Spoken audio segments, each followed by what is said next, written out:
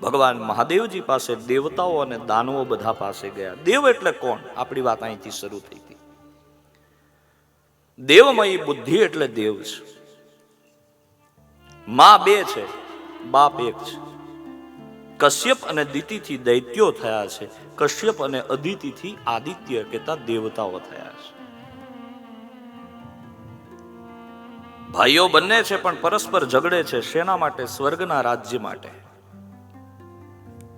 ક્યારેક ઇન્દ્ર જીતી જાય, ક્યારેક બલિ અને ઇન્દ્રની વચ્ચે સંઘર્ષ ચાલે. હવે કરવું શું? દીકરાઓ બાંધે એટલે કઈ મા બાપને સારું લાગે નહીં. અનેક અનેક અવસરો થયા છે પ્રભુ, જેમાં એકવાર ભગવાન નારાયણે દેવતાઓને રસ્તો બતાવ્યો. બેટા એક કામ કરો, સમુદ્ર મંથન કરો.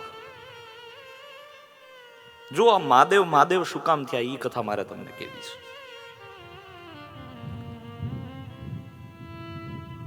દેવને દાન સર્વે મળીને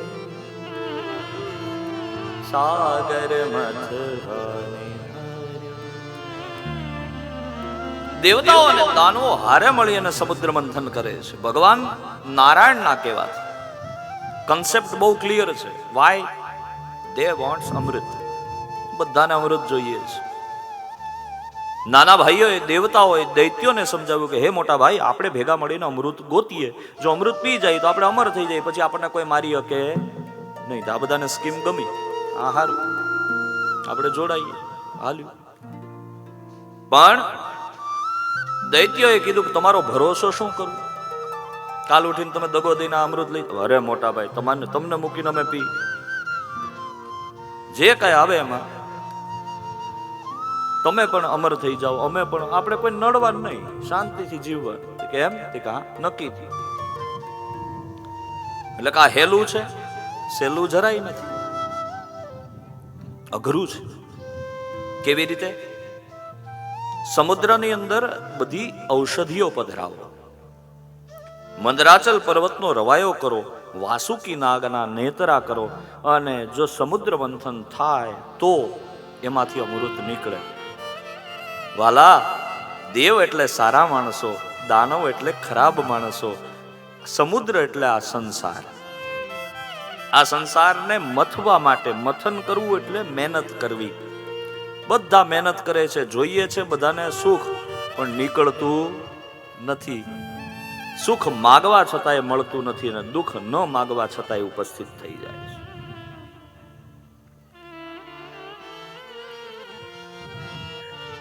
भगवान श्री हरि की लीला से समुद्र मंथन शुरू हुआ અને સમુદ્ર મંથનમાં અલગ અલગ વસ્તુઓ નીકળવામાં આવી.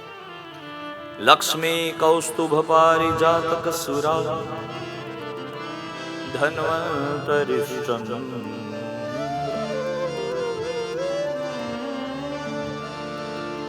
ચંદ્રમા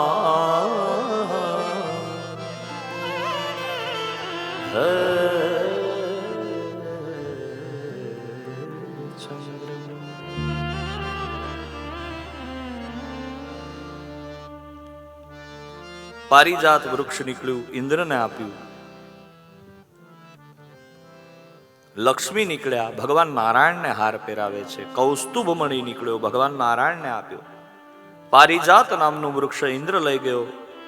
અનેક અનેક અનેક રત્નો નીકળ્યા, દેવતાઓને આપ્યા છે. ઐરાવત હાથી નીકળ્યો, ઇન્દ્ર લઈ ગયો. અનેક અનેક વસ્તુ નીકળવા માંડી, અને દૈત્યનો મગજ ગયો. મહેનત બધા કરી અને ઉપાડી તમે જાઓ છો, આ ન ચાલે.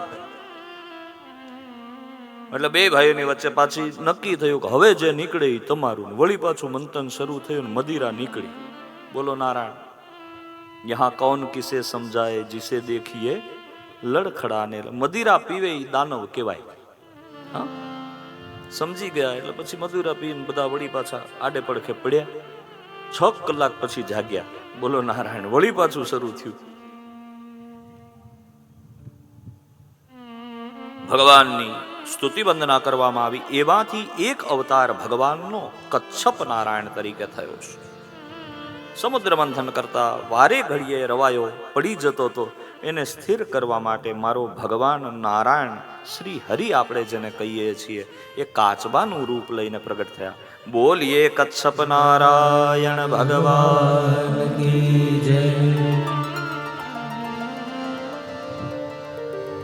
વળી પાછું ભગવાનનું સ્વરૂપ મંદરાચલ પર્વતને સ્થિર કરી વળી પાછું સમુદ્ર મંથન થયું, વળી બધી દરેક વસ્તુઓ નીકળવામાં મંડી છે. એવામાં એક સમય જોઈ મંથન હાલતું હતું, એમાં ભગવાન સાક્ષાત ધન્વંતરી પ્રગટ. લિસ્ટ લાંબુ છે, એ બધી ડિટેલમાં અત્યારે હું નથી જતો. ભગવાન ધન્વંતરી હાથમાં અમૃત લઈને આવવાના છે, પણ એ પેલા ઝેર નીકળ્યું છે. હવે આ ઝેર જો જમીન ઉપર નાખવામાં આવે તો વિકરાળ એનાકોન્ડા મૂવી તમે જોયું? એ એનાકોન્ડા તો બચ્ચું કહેવાય. જો એ ઝેર હેઠે ઢોળાનું હોત ને તો એવી અનેક જાતની સર્પની પ્રજાતિ આ ધરતી ઉપર હોત. વિષ હળાહળ એટલું કે જમીન ઉપર જો પછાડવામાં આવે તો જમીનને વિંધીને બહાર નીકળી જાય, આટલું હળાહળ વિષ. કોઈ વિષ હોય તો એને પીવાથી માણસનું મૃત્યુ થાય, પણ આપણે અહીંયા એક ઊંટિયું નામનું વિષ આવે. આ વિષ એટલું બધું ખતરનાક હોય કે કોઈ અડે ને તોય માણસ મરી જાય, લેવાની જરૂર નથી. આ હળાહળ વિષને ભગવાન મહાદેવની પાસે જઈ, બધાઓ જઈ અને બ્રહ્માજી પાસે જાય કે મહારાજ નીકળતું તું અમૃત ને આ નીકળ્યું વિષ. ભગવાન નારાયણે બધાને રસ્તે ચડાવ્યા. અમને પહેલેથી ખબર હોત આ નીકળે તો અમે આ કરત જ નહીં. હંમેશા યાદ રાખજો, કોઈ પણ કાર્યની શરૂઆત કરો ને તો હારું પછી થાય, પેલા નબળું થાય. ગીતામાં આને આ સુખનો પણ એક પ્રકાર છે. યત્તદગરે વિષમિવ પરિણામે અમૃતોપમં તત્સુખમ સાત્વિકમ પ્રોક્તમ આત્મબુદ્ધિ પ્રસાદ. ગીતામાં ભગવાન શ્રી કૃષ્ણ પોતાના મોઢેથી કહે છે સાત્વિક સુખની ડેફિનેશન, સાત્વિક સુખની પરિભાષા એ છે કે જેની શરૂઆત કડવી ઝેર જેવી હોય, એના અંતમાં હંમેશા અમૃત મળતું હોય છે. પ્રભુ, જેની શરૂઆત બહુ સારી હોય ત્યાં સાવધાન રહેવું. બોલો નારાયણ. શરૂઆત બહુ સારી હોય, રૂડું રૂડું હોય બધું, તો પાછળથી સ્પીડ બ્રેકર આવે આવે આવે. પણ જેની શરૂઆત થોડી કઠણ હોય એના અંતમાં અમૃત મળે. સૌ કોઈ દેવતાઓ અમૃત વિષ લઈ અને ભગવાન મહાદેવ પાસે દૈત્યો અને દેવતાઓ ગયા છે કૈલાસ પર્વત ઉપર. જઈ અને ભગવાન મહાદેવને પ્રાર્થના કરે, તેરે ચરણોं से लिपट जाते हैं, चलते रे इश्क में पड़ जाते हैं, तेरे चरणों से लिपट जाते हैं, चलते रे इश्क में पड़ जाते हैं,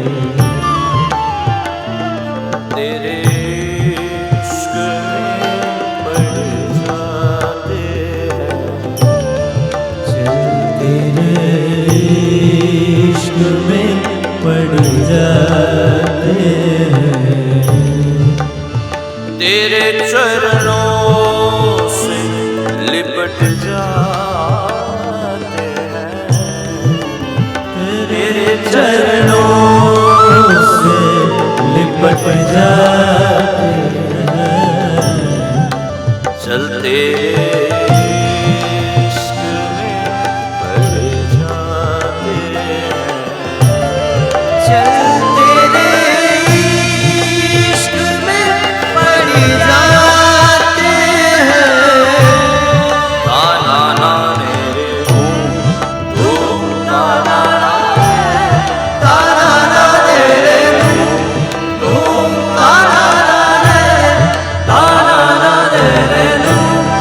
Oh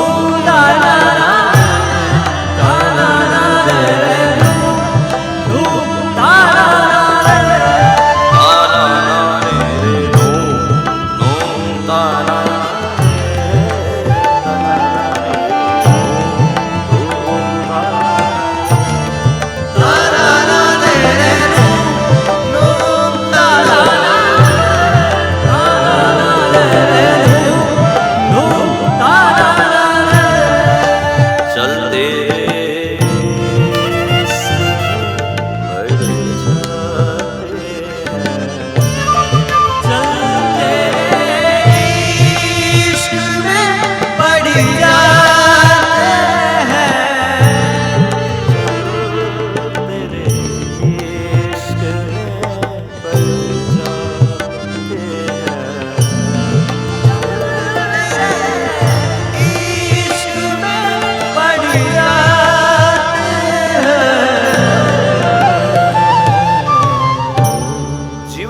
એક સૂત્ર હંમેશા યાદ રાખજો, આ સંસારની સાથે જો પ્રેમ કરશો ને તો દુઃખ દુઃખ અને દુઃખ મળશે, પણ મારા મહાદેવને જો પ્રેમ કર્યો તો સુખનો સાગર છે પ્રભુ. તો પ્યાર કા સાગર तू प्यार का सागर है, तो प्यार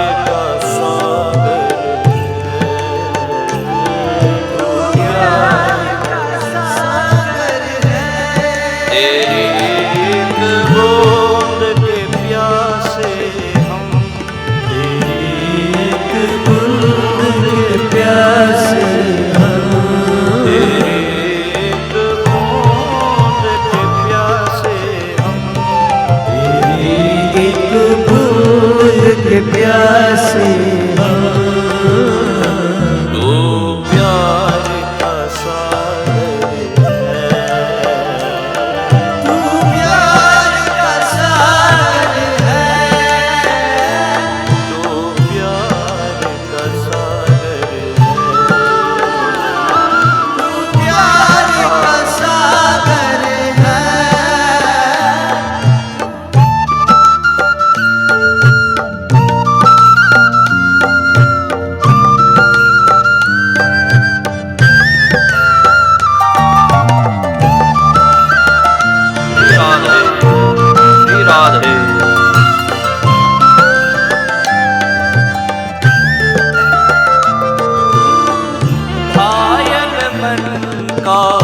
पागल पंछी उड़ने को बेकरार, उड़ने को बेकरार, घायल मन का पागल पंछी उड़ने को बेकरार, उड़ने को बेकरार. कोमल आँख है धुंधली, जाना है सागर पार, जाना है सागर पार. तू ही से समझा, अब तू ही से समझा.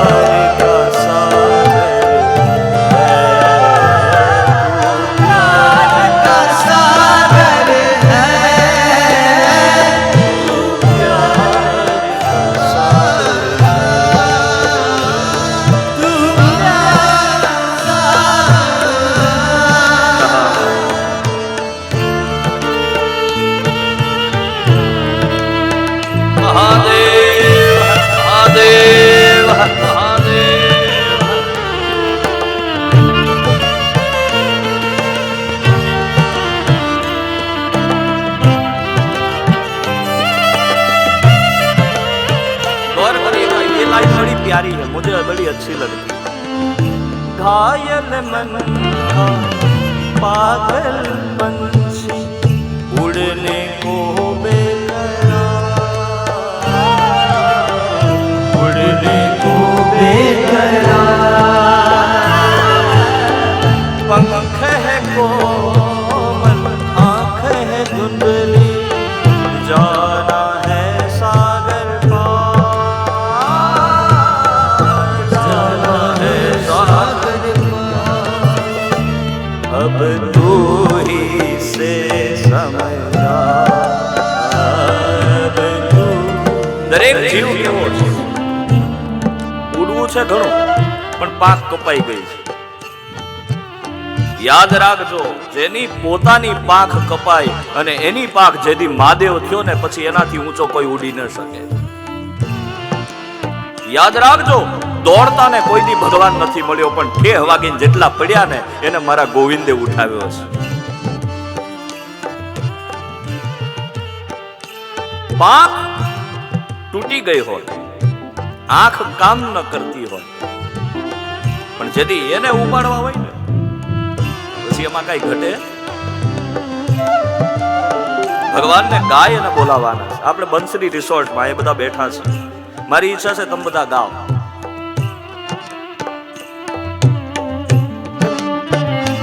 તું પ્યાર કા સાગર